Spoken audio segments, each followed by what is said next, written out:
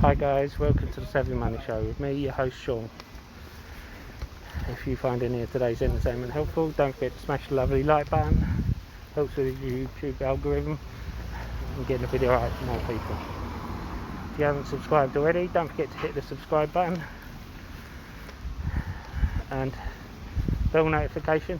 You'll be notified when a new video gets uploaded. As you can see, I'm out again with a new mask. I hope you're all keeping safe. Mask not just for COVID-19 reasons.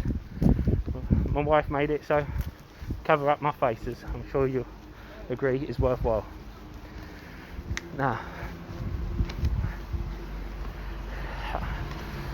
as I hope you're all keeping safe, I'm sure you'll understand I'm safer than most people, as I was socially distancing before all this started. Anyway, on with the show. Today we're talking tankers, and I'm sorry for those of you guys who aren't interested, but the reason being, I've had a few people asking me about tankers, and they even though I did a video on calls and puts, they're asking me, is the short squeeze over? Well,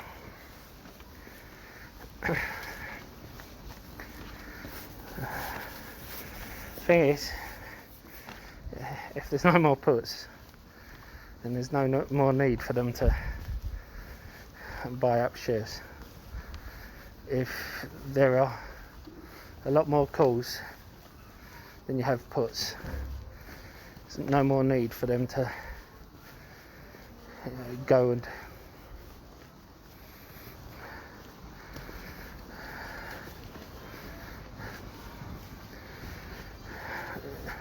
cover their position. They've already covered it.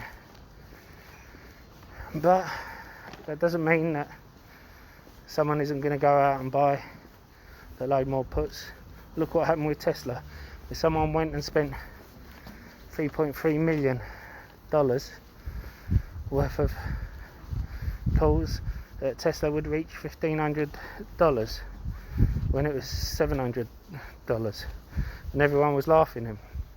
At the moment, he would, if he sold it now, he would double his money. Now, we can have a look at, but we're not here about Tesla, we're here about tankers and things we need to take in consideration. The unrest around the world, especially in America. With so much unrest, they aren't, and you're having bankruptcies, America isn't going to want any more. They've already said they're going to stand by the oil industry no matter what, and one way they do that is supporting them if there's an oil crisis. And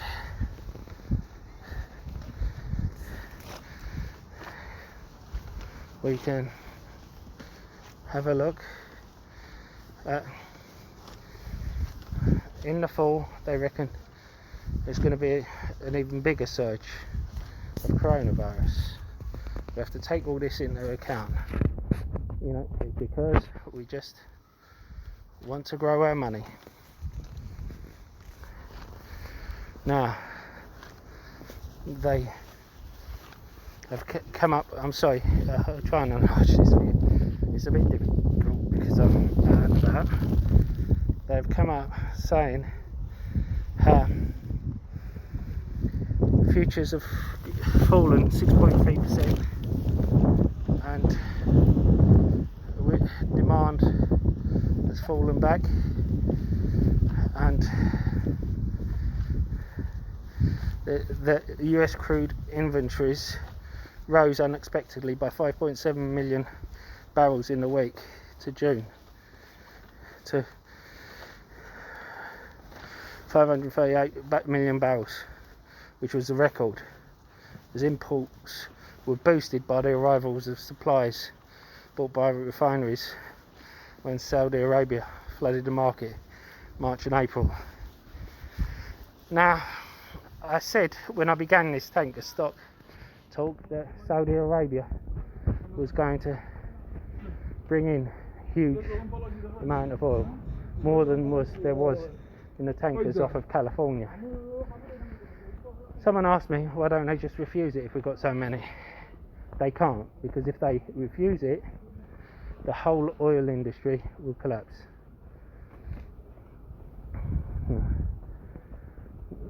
Now, because it's all done basically on trust and on contracts. You refuse one of their contracts, then they can refuse all of your contracts. And it shows that gasoline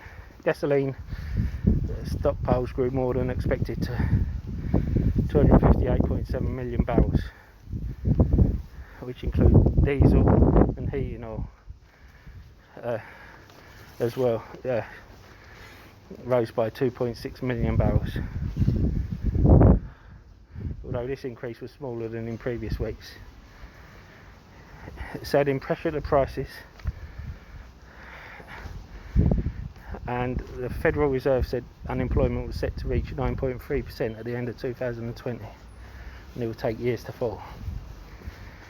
And 9.3% is better than 13.5% or 16.5%. But even those stats aren't realistic to me. You might want to check out something called shadow stats, because US and the UK government has a history of taking stats, and if you've been on unemployment for a certain length of time, if you're not looking for a job because of a condition, say a medical condition or whatever reason, for a certain length of time, even if you're homeless, then they would take you off of the unemployment list, even if you're claiming unemployment, and they wouldn't put you in the figures. No, because if they added you to the list, it would show that we've been in a depression, and so have America since the 1980s. Still, that isn't what we're here about today. We're trying to maximise our money. Now, tanker stocks have gone down with the rest of the market. If you picked some up before it recovered, well done, you did the right thing. I did, not many, because I was actually focusing on other stocks, but I still jumped in to some of my stocks that I sold previously. Now, simply put, third quarter is going to be worse than the first and second quarter, but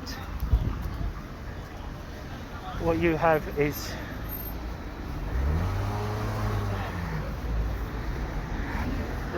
by the looks of it, the fourth quarter is going to become another contango, or it's going to be another oil crisis. But you know what happens when they announce it? All of a sudden it shoots up.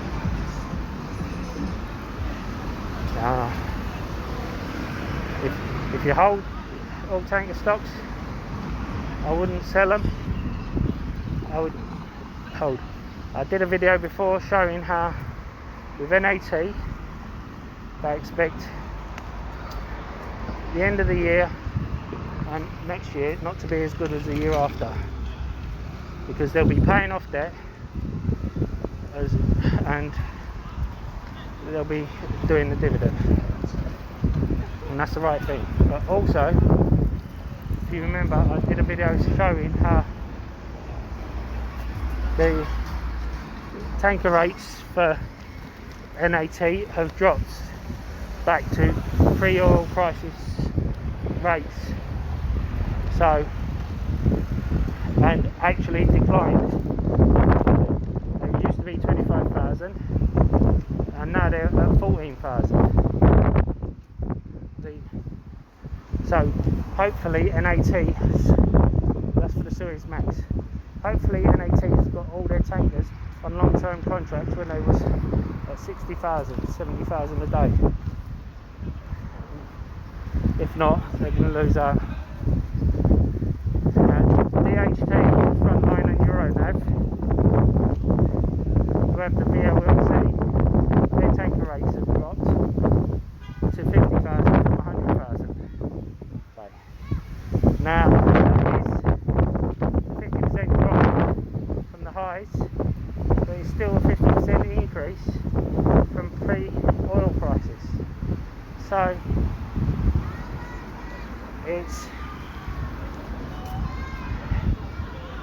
again, depends on whether they had them on long-term contracts or whether they just, but whatever the reason, they're still making more profit than they was before the oil crisis. As well as that, we know with Euronav, they have a very good business-minded management team behind them. I mentioned before how you shouldn't expect the same dividend as in the first quarter throughout, because part of that dividend was a final dividend from last year, and also part of it was the sale of a tanker. And I also went into the sale of the tanker, how they sold the tanker which was used for more than it would cost for a new tanker because of the demand. Now, I also went through how much a tanker depreciates after so many years and how much it costs to get it re-evaluated after so many years. So you may want to check out those past videos if you're new to the channel. But me, Euronav will be going ex-dividend on 15th. So if you have Euronav, there will be a little drop because it's got an ex-dividend. You'll have the dividend chasers selling and the options people selling, but don't let it scare you off. I will be holding the tanker stocks, and if it drops enough, it may even be holding. I mean, it may even be adding to my position.